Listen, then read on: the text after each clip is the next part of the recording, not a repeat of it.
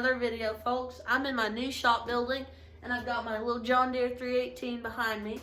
It's a 1990 model, and it has an 18 horsepower Onan engine in it. And I've been having a little trouble lately with the needle valve not seating correctly. And I ordered a new needle valve, and I got it in the mail today. So I was just gonna show you guys how to take the carburetor apart and how to put the new needle valve in. This cover goes over the carburetor just to keep debris from getting in the engine. It's just 2 bolts that hold this piece on. I'm just gonna set it aside here. And you can look here, here's our little carburetor. I recently resealed the intake manifold, which is down here, because I was having some problems with it surging.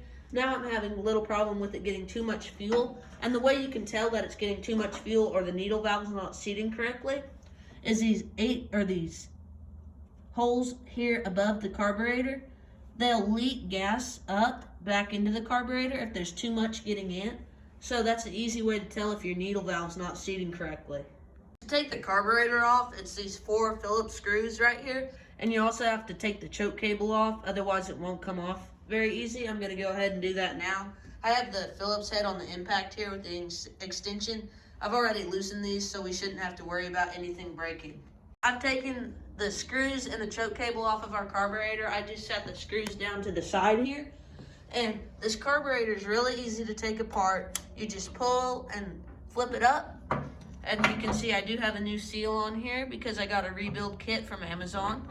And you always want to sit it like this so you don't damage this little pipe here that allows fuel to get in there.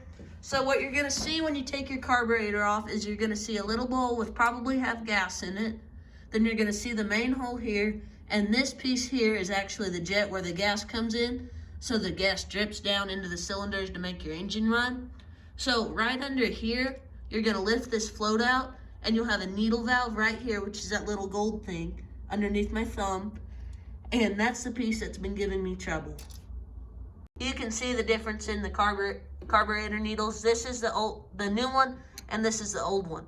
This one's in much better shape. It's fairly easy to find. It's only like 12 bucks off Amazon. So yeah, I'm gonna go ahead and put this new one in and put it back together.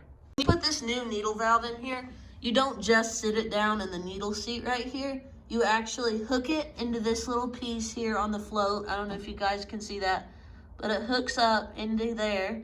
So that way the float lifts it up when the float lowers. So that way it allows more gas to come in, and it also pushes down more on it whenever the floats come up, so no gas leaks in. Okay, got the new needle in, make sure it's on there correctly. I'm gonna go ahead and try and set the top of the carburetor back on.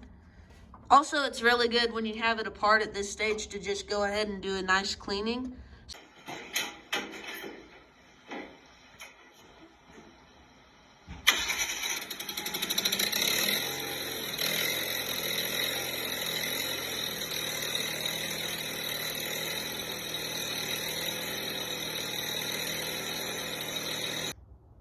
Can you guys smell that? It smells like the 318's low on oil.